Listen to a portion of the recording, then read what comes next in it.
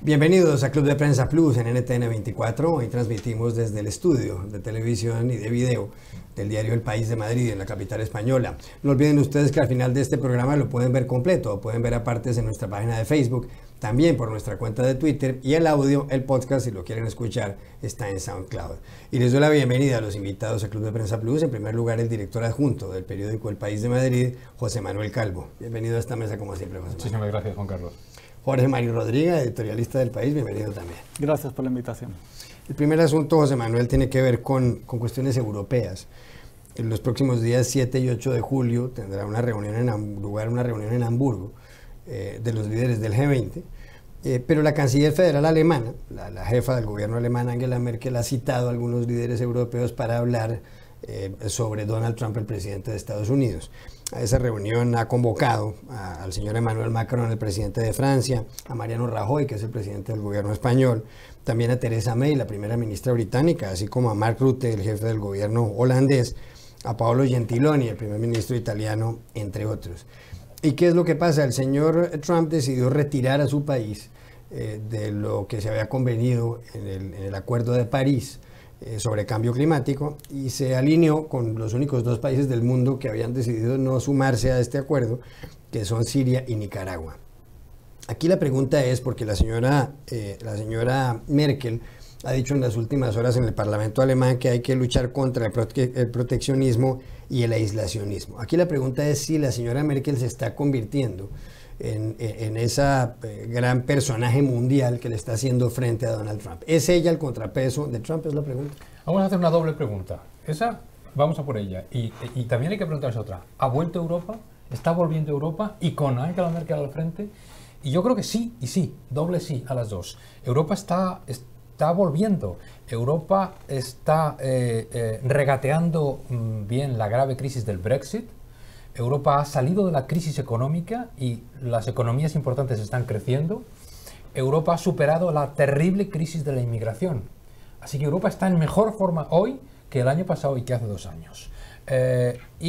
Angela Merkel está ejerciendo el liderazgo. La política alemana tiene la buenísima costumbre de cada vez que hay una reunión importante, europea o global, y estamos hablando de la gobernanza global del G20, reúne a la Cámara y la canciller o el canciller cuenta que se va a hablar ahí. Excelente costumbre que no existe en España, desde luego.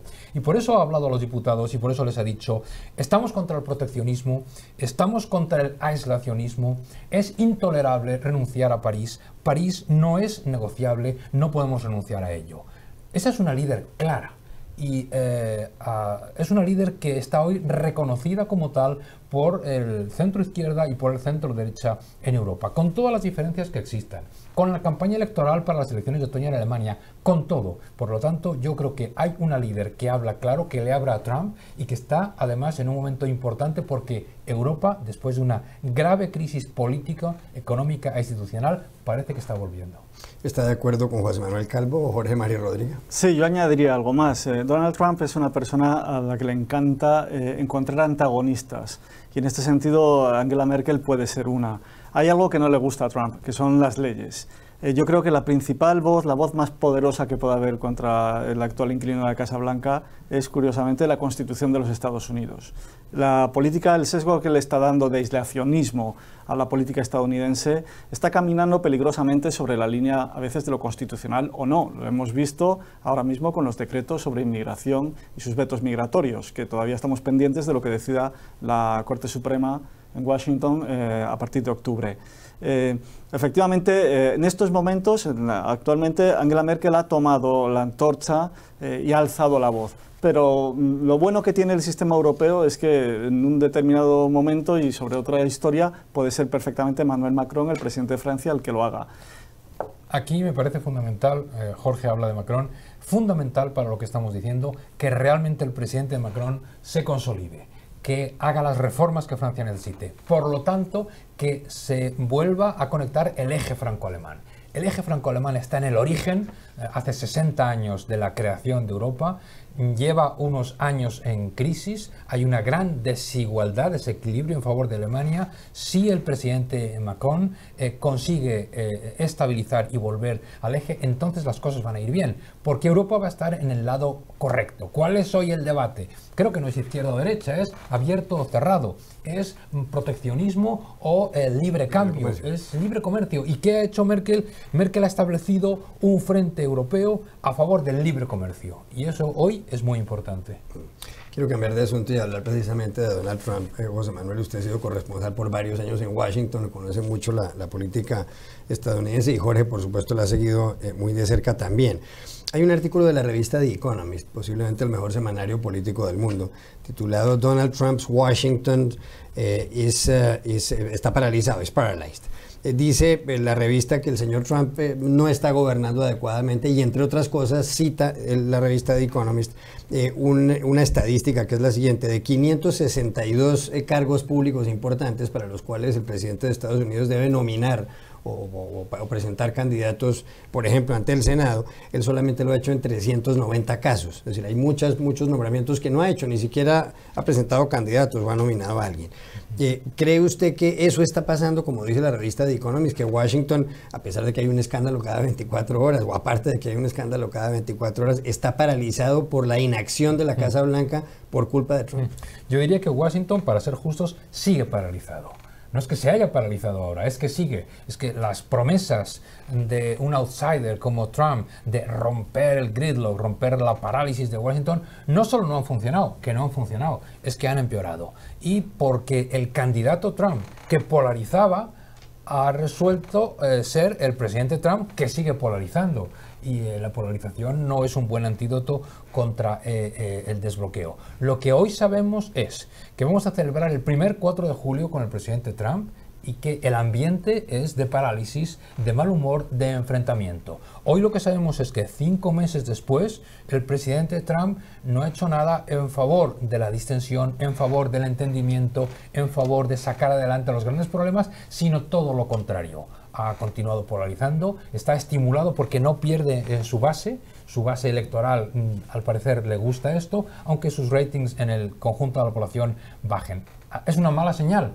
Insisto, no es suyo solo, no ha empezado ahora, pero viene de hace muchos años, pero él no está haciendo nada por remediarlo, sino que al contrario, está polarizando más, está bloqueando más. Mala señal para los norteamericanos y mala señal para todos. Jorge, ¿coincide usted con este editorial del Economist, que, repito, el título es Donald Trump's Washington is paralyzed? Es decir, el Washington de Trump está paralizado. Coincido más con lo que acaba de decir José Manuel, continúa paralizado. Hemos visto un proceso de transición absolutamente caótico, donde habría personas nombradas y de pronto no nombradas en el plazo de 24 horas, donde no estaba muy claro el reparto de papeles. Es probablemente el proceso de transición presidencial, no digo entre el equipo demócrata y el republicano, sino, digamos, en la toma interna de decisiones del mismo Trump, absolutamente indefinida e imprevisible, y eso mismo ha sido traducido una vez que él ha ocupado el despacho Oval. En España ahora mismo estamos sin embajador de los Estados Unidos y no hay noticia, ya no de cuándo va a haber, sino ni siquiera, digamos, se maneja una quiniela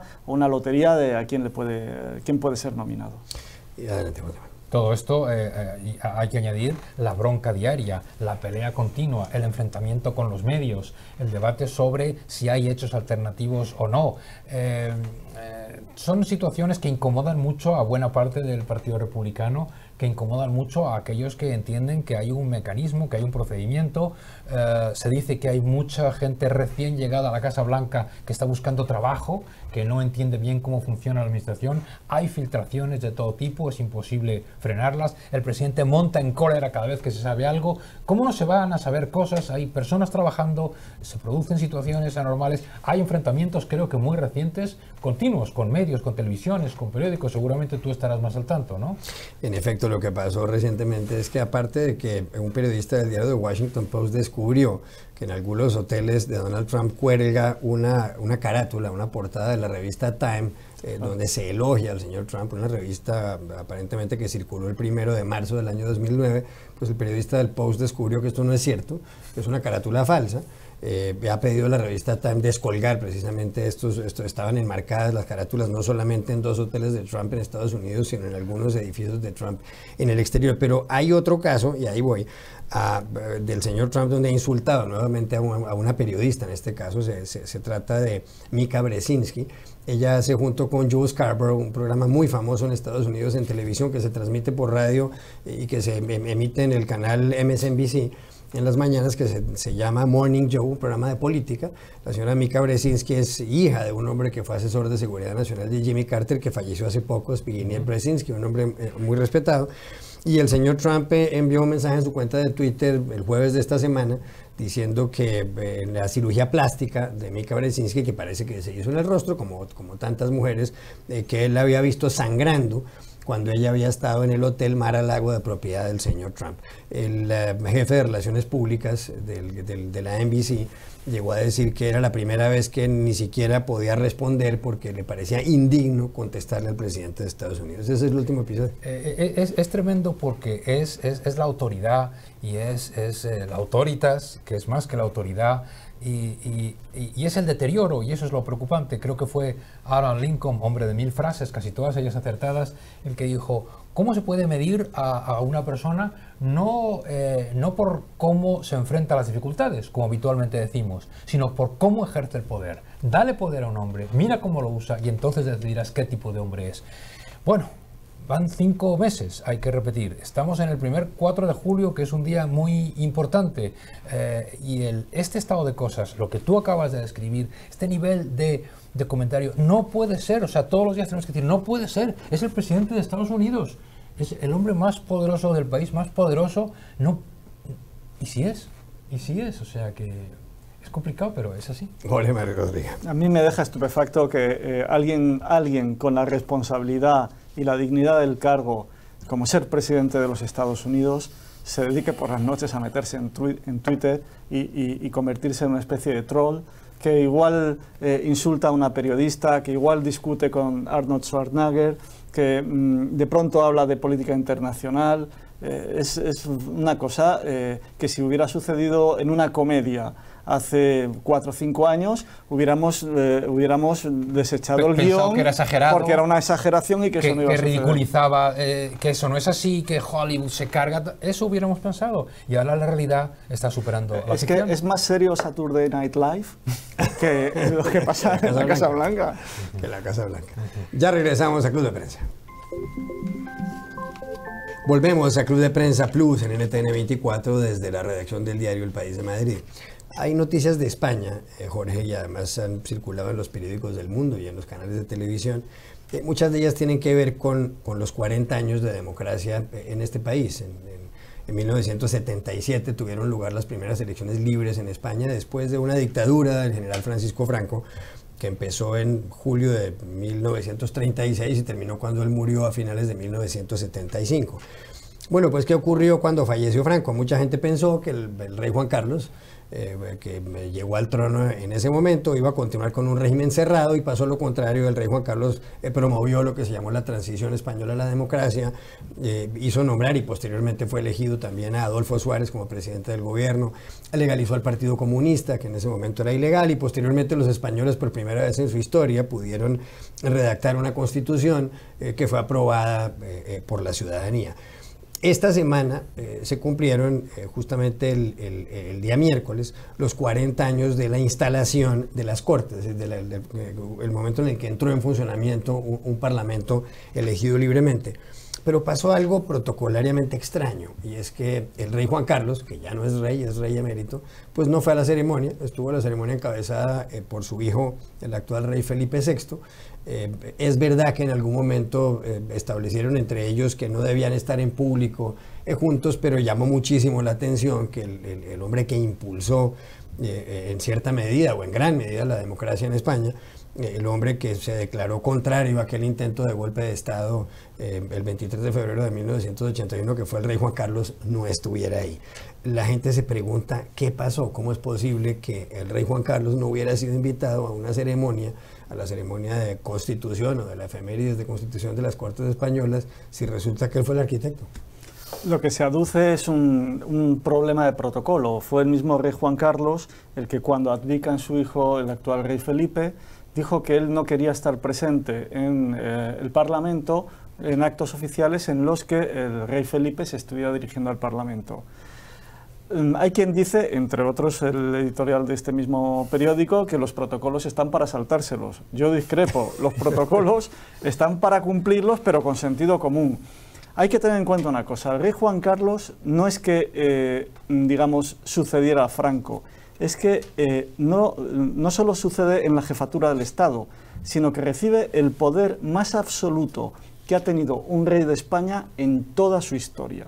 Es decir, cuando muere Franco y él es proclamado rey, técnicamente es un monarca absolutista, pero insisto, con unos poderes que no tuvieron ni los reyes católicos, ni Felipe II, ni Carlos III. ¿Y qué es lo que hace esta persona que recibe todo ese poder? Trabaja para instaurar una democracia. Yo creo que solo por eso hubiera sido obligatorio que él estuviera presente en esa celebración. Que el protocolo, y que él mismo por puro sentido común también, como ha demostrado durante su reinado, impide que coincida con el actual rey, pues se le puede poner en un palco, se le puede poner luego en la recepción, es decir, se le puede dar un papel. Porque lo que ha quedado absolutamente extraño es que lo estuviera viendo por la televisión. ¿Cómo puede haberse producido una metida de pata de ese tamaño? Bueno, yo creo que los protocolos, no sé si están para saltárselos, creo que este protocolo estaba pensado para la vida normal. Y esto no era la vida normal. Está pensado para que cuando se abre la legislatura cada 4 años, esté solamente el rey. Perfecto. No era el caso. Este era un acontecimiento extraordinario, precisamente celebrar los 40 años de elecciones democráticas, precisamente rendir tributo a las personas que lo habían hecho posible. Error grave, pero no único. Segundo error, el del rey emérito, por contarlo, por quejarse, por llamar por teléfono, por protestar. Primer error... ¿Ha debido callarse? Sí, en mi opinión sí. No porque no tenga razón, sino porque ha complicado todavía más las cosas. Es decir, que primer error, había que haber buscado una fórmula original, imaginativa, y creo que la responsabilidad, en este caso, no podemos atribuírsela al gobierno, no podemos atribuírsela al Parlamento. Hay que atribuírsela, en principio, a la Casa Real. Debería haber usado una fórmula para no estar sujeto al protocolo y para que el rey Felipe VI, dijera lo que tenía que decir.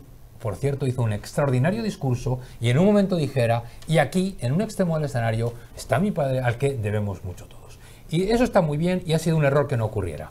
Pero el rey emérito se ha equivocado al decirlo, y luego vamos a también buscar un poco de explicación. ¿Por qué ha ocurrido esto? ¿Es que han perdido la cabeza? No del todo. El papel político del rey Juan Carlos ha sido excelente, imprescindible para la democracia, junto con el concurso de partidos y de los ciudadanos españoles. Pero los últimos años ¿no han sido ejemplares? No han sido ejemplares.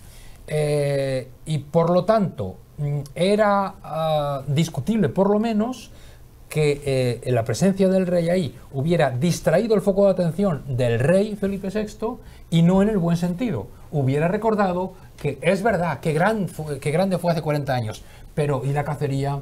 Pero ¿y sus asuntos? Cuando se fue a cazar elefantes a Botswana. Y las cosas que han salido bastantes, que no vamos a mencionar aquí, que han empañado su propia labor y su propio papel, bueno, pues tampoco ha sido ejemplar. Yo entiendo que por ahí han ido los razonamientos de un rey joven como Felipe VI, que necesita ganarse su sitio, que necesita construir su carisma, que creo que está disgustado seriamente con alguna de las cosas que han pasado en su familia, y que él y su entorno han entendido que no se podía jugar con esto. Así entiendo yo que han sido las cosas, y por eso creo que se ha producido un doble error. No incluir al rey emérito, pero que el rey emérito se quejara y no entendiera por qué no estaba incluido.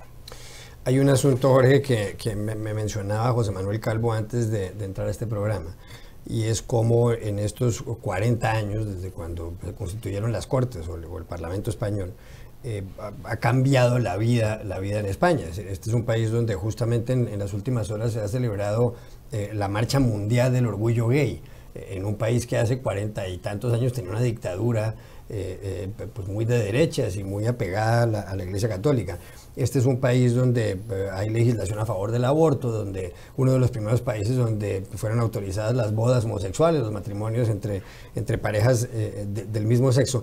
Incluso hay un estudio de la Universidad de Michigan en Estados Unidos, una de las universidades públicas más prestigiosas de ese país, donde cuenta cómo posiblemente España es la nación del mundo o el país del mundo en donde más han cambiado los valores de una generación a otra. Pasaron de la dictadura férrea de Franco a vivir la transición, el destape y el regreso a la democracia en lo que fue un proceso modélico, como se diría en español. ¿Por qué se produjo todo eso? Se pregunta la gente en nuestros países. ¿Cómo se produjo eso con esa rapidez, visto hoy, 4 décadas después?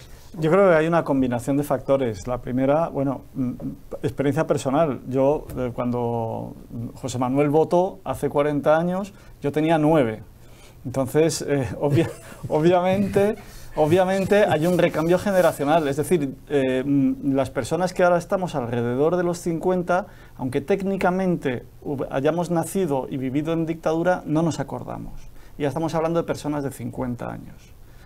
Con lo cual, digamos, las nuevas generaciones, las nuevas entre las que me incluyo, no tenemos esa memoria física de lo que fueron aquellos años de, digamos, de dictadura y todo lo que supuso. Eso lo ha hecho la generación anterior a la nuestra, que fue la que se encargó de pilotar la primera fase de la transformación. La llegada a las instituciones democráticas, la lucha por las libertades básicas, la modernización de un país que estaba absolutamente atrasado, que estaba al nivel de, en aquel momento, de Yugoslavia y que ha llegado a estar entre las principales economías del mundo. Y detrás de esas personas, digamos, ya vino la modernización social. Es decir, personas que no estaban en ningún momento condicionadas por lo que habían vivido desde la dictadura y que este tipo de transformaciones no solo le parecían absolutamente normales, sino además necesarias. Y en ese sentido, pues hay que decir que España se ha modernizado, pero claro, no es que se haya modernizado en 3 años, es que ha tardado 40 años en hacerlo. Bueno, se ha tardado 40 años en completar y todavía nos queda bastante. Fue muy importante lo que pasó realmente hace 40 años. El gran pacto de vencedores y vencidos de la guerra civil, de excluidos y reprimidos y de beneficiados. Todos habían cometido errores, todos acordaron reconocerlos y tirar para adelante, y entendieron que tenían que mirar lo que les unía y no lo que les separaba, porque la guerra civil española fue terrible, de las más crueles del siglo XX. El 15 de junio del 77 yo era interventor en las primeras elecciones democráticas, interventor de un partido recién legalizado, y en la mesa en la que yo estaba vigilando, en nombre de mi partido, votó la viuda de Franco. Y no se me olvida nunca. Carmen Polo. Votó. La mujer del dictador ejerció su derecho a voto. Y hay testimonios gráficos que lo recogen. Parecía increíble, pero aquel fue un momento emocionante. Se transformó un país, como dices tú, que venía del retraso de la dictadura, no solo de los 40 años de dictadura, de antes. España en los años 20 y 30 era un país pobre, de terrible desigualdad, de analfabetismo, de hambre. Bueno, no tiene nada que ver con este país, que es la 4ª economía de Europa, la 10ª o 11ª del mundo, que es un país realmente moderno, a la vanguardia de ciertos derechos, que está celebrando esta semana esta fiesta del orgullo mundial gay, que reúne a entre 2 y 3 millones de personas. En este país, en el año 1981, el 51% de sus habitantes pensaban que la homosexualidad no tenía justificación. En este país, en el año 2011, no hoy, en 2011, hace 6, eso lo pensaba el 8%. No conozco ningún país que de manera colectiva haya cambiado tanto, se haya modernizado tanto, haya dado tantos pasos, haya sido tan abierto como ocurre con España. Nadie se habría imaginado que el país que tuvo por monarca a Carlos V, que quería convertir al catolicismo a toda Europa, cuya capital termine como sede de la Marcha Mundial del Orgullo Gay. Y si hoy viviera Felipe II, Carlos V, quién sabe, estarían en esa marcha también, ¿cómo no? Estarían en esa marcha. Ya regresamos a Club de Prensa Plus. Volvemos a Club de Prensa Plus en NTN 24 desde la redacción del periódico El País de Madrid. Jorge, usted fue, decíamos al principio del programa, corresponsal de este periódico en Sudamérica, en Buenos Aires, pero viajó mucho por Venezuela y cubrió lo que pasaba en Venezuela. y en Bolivia, y en Brasil, en el Perú, etc. La situación en Venezuela es crítica.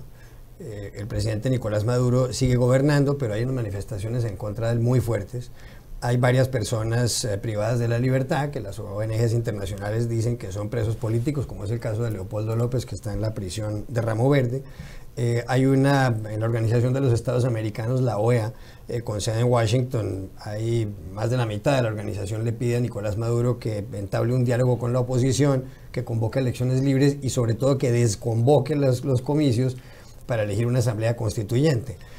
Ha habido varios muertos, más de 40 muertos desde el momento en el que el Tribunal Supremo de Justicia despojó de competencias a la Asamblea Nacional, al Parlamento donde hay mayoría de la oposición. Recientemente han pasado cosas curiosas. Un miembro de la policía, del ejército, tomó un helicóptero y trató de tirar una granada sobre el Tribunal Supremo de Justicia, pero otro fenómeno raro es que Luisa Ortega Díaz, que es la fiscal general de Venezuela, chavista ella, radicalmente chavista desde hace mucho tiempo, parece que se ha volteado, para usar una palabra clásica, y ahora le está pidiendo a Nicolás Maduro que no convoque estas elecciones para la Asamblea Constituyente, que están previstas para finales del mes de julio. Pero el Tribunal Supremo de Justicia, que está en manos del chavismo, no solamente le ha prohibido en las últimas horas la salida del país a Luisa Ortega Díaz, sino que le han congelado sus cuentas bancarias y le han prohibido que pueda vender los bienes que sean propiedad de ella, bienes muebles o inmuebles. Mucha gente se pregunta esto hasta dónde va a llevar, sobre todo en una semana en la que Nicolás Maduro dijo que lo que no se pueda defender con las palabras está dispuesto a defenderlo con las armas. Usted conoce bien Venezuela. Nadie tiene la respuesta clara para esto, pero como la conoce bien, ¿esto a dónde va a ir a parar? Lo que está pasando en Venezuela es un trágico disparate. Es un trágico disparate sobre la fiscal general. No solo es que, digamos, la estén persiguiendo, sino que además todas sus funciones, las funciones de la Fiscalía General, han sido pasadas a la Defensoría del Pueblo, lo cual es una contradicción en sus propios términos. La Defensoría del Pueblo no puede ser la Fiscalía. Pero claro, dentro de este surrealismo en el que se ha sumido Nicolás Maduro, pues ya todo es posible. ¿Cómo es posible que alguien que sea chavista, digamos, se oponga al presidente Maduro? Pues es que es muy fácil. Es que el primero que está traicionando la Constitución de Hugo Chávez es Nicolás Maduro, el que se ha saltado la propia Constitución bolivariana. Estamos en un punto tan paradójico en el que al final los verdaderos defensores de la Constitución bolivariana es la oposición, porque son los que piden que se mantenga la legalidad vigente, y quien se salta la Constitución chavista es el presidente Maduro, en nombre del chavismo. Hay una guerra de baja intensidad, y esto es fundamental entenderlo, de baja intensidad contra la oposición. El número de muertos, te corrijo levemente, no pasa de 40, pasa ya de 75. Y todos los días hay un fallecido. No hay un día en el que mueran 30 personas de golpe, pero todos los días hay uno, dentro de 2 días hay otro, y eso es una guerra de baja intensidad. Porque se trata de amedrentar a la gente y se trata de que se canse. Se trata de, no voy a salir a protestar porque hoy me puede tocar a mí. ¿Hasta dónde puede llegar? Bueno, pues va a llegar hasta donde quiera Maduro. ¿Y dónde es donde quiera Maduro? Pues el camino que lleva Maduro es el del enfrentamiento social. Y eso es gravísimo. Es imperdonable que un gran país como Venezuela esté sumido en el caos que está sumido ahora mismo. Y eso solo tiene un nombre de un responsable, que es Nicolás Maduro. José Manuel Calvo. Totalmente de acuerdo, salvo que en las guerras hay dos partes que se enfrentan y las dos tienen armas, y aquí hay solo una. Por lo tanto, es una agresión de baja intensidad contra una gente que me parece admirable. Salir a la calle todos los días desde hace casi 3 meses. Enfrentarse no solo a las antidisturbios, a las patrullas antidisturbios, enfrentarse a los sujetos que van en moto armados y disparan contra ellos. Enfrentarse al hambre, a la inseguridad de todo tipo, enfrentarse a la violencia escalonada, y siguen saliendo y siguen reclamando libertad y siguen de pie y siguen diciendo esto no puede ser. algún día se tendrá que acabar. Yo solo confío que no tenga que llegar lo más terrible, que en lugar de 70 o 80 muertos haya 70 o 80 cada día, que no tenga que haber no sé bien qué. Hay países muy preocupados del entorno que están tratando de intervenir, tratando de proponer un mediador, tratando de sostener esta locura. Lástima que la Organización de Estados Americanos, por razones que tienen que ver con su carta fundacional, ¿no? Y con el triste petróleo y con los problemas de la cuenta corriente de pequeños países, no ha dado el paso que tenía que haber dado, pero también es comprensible. Algo tiene que pasar en algún lado para que se detenga esta situación que realmente es intolerable. Solo quiero dar un dato. Acabamos de conocer en España que por primera vez en años, y es significativo de que la crisis cambia, ha habido más gente que entra de gente que sale. Lo cual son buenas noticias para la economía de este país. Salvo cuando averiguamos quién es el grupo de personas que más entran. Venezolanos que se van a Colombia, que se van a Miami, que se van a España, que se van donde pueden, porque los matan, o porque tienen hambre, o porque no tienen medicinas, o porque tienen miedo de salir a cualquier hora del día. Eso es terrible. No sé cómo, sé que no puede durar mucho más. ¿Será que el único país que podría influir en un cambio de curso de Nicolás Maduro es Cuba? Totalmente. Es decir, yo no sé ya si Nicolás Maduro escucha a alguien, o más que al pajarito que dice que es Chávez que le habla, pero es La Habana. La solución de Venezuela, si es que la hay, pasa necesariamente por Washington y por La Habana. Si Raúl Castro quisiera tomar un papel activo en la solución de este problema, entraría en vías de solución, y además una solución dialogada, ni siquiera una solución impuesta que signifique, digamos, que el régimen quede tumbado. Puede haber una solución dialogada. La oposición está dispuesta a dialogar. No se puede dialogar cuando siga habiendo presos políticos, no se puede dialogar cuando hay represión en las calles, no se puede dialogar cuando no hay libertad. Pero puede haber una solución dialogada, pero primero tiene que haber una voluntad. Y el único ahora mismo que está, yo ya no sé si es una posición práctica, pero sí al menos moral de influir sobre Maduro, es Castro. ¿Es así la cosa? ¿Castro es el que tiene la llave? Es así la cosa. Castro tiene la llave, Washington tiene la funda de la llave. No está muy claro que los tiempos ahora mismo sean buenos cuando el presidente Trump ha frenado algunas de las medidas tomadas por el presidente Obama, que por cierto no habían encontrado contrapartida en el régimen cubano, pero en fin, eso es otra discusión. Creo que efectivamente entre los dos y los demás, España, y los demás, Canadá, y los demás, Unión Europea, estamos para ayudar en lo posible, pero creo que ahí está la clave, efectivamente. Quiero cambiar radicalmente de tema, radicalmente. Estamos en España. Los españoles son famosos por muchas cosas, una de las cuales es la siesta. La costumbre de dormir después de la hora de comer, como dicen ustedes, o la hora de almorzar, como se dice en algunos países de América Latina. Es verdad que ya no tantos españoles o no tanta gente en el mundo puede dormir siesta porque la gente trabaja lejos de casa. Es verdad que la siesta supuestamente más reparadora es la de unos 20 minutos, aunque hay otras personas como yo que prefieren dormir siesta en pijama o en pijama, como dirían ustedes, cerrar las cortinas y al despertarse meterse a la ducha y volver a salir a la calle decentemente. Pero la mayor parte de la gente duerme siesta 20 minutos en la casa o donde pueda. Bueno, hay algunos lugares, en Buenos Aires, por ejemplo, que se llaman un nap bar. Nap en inglés quiere decir siesta. Y son sitios donde uno paga un dinero y puede echarse una siesta. O como dirían en Bogotá, echarse un motoso, que es una siesta aún más corta. Acaba de abrir, aquí en España, en Madrid, en la zona de Asca, que es una zona donde está el edificio del Banco Bilbao Vizcaya, la sede del HSBC, la zona bancaria, cerca del Paseo de la Castellana, un sitio del cual ha dado cuenta el periódico El País en un artículo que se llama justamente Siesta and Go. La gente puede pagar, hay distintas variedades, pero uno puede pagar un dinero, puede llegar a ser hasta 30 euros, pero uno puede entrar, puede pedir que le presten una camiseta o alquilar una camiseta, puede escoger entre si quiere dormir en una habitación con una cama, una sola cama, o en una litera, es decir, una cama camarote, o en un sofá, puede escoger si alguien lo puede despertar en lugar de prender un reloj con una alarma. ¿Les sorprende este invento aquí en Madrid o lo que pasa es que estaban en mora los españoles de tener un siesta en Madrid?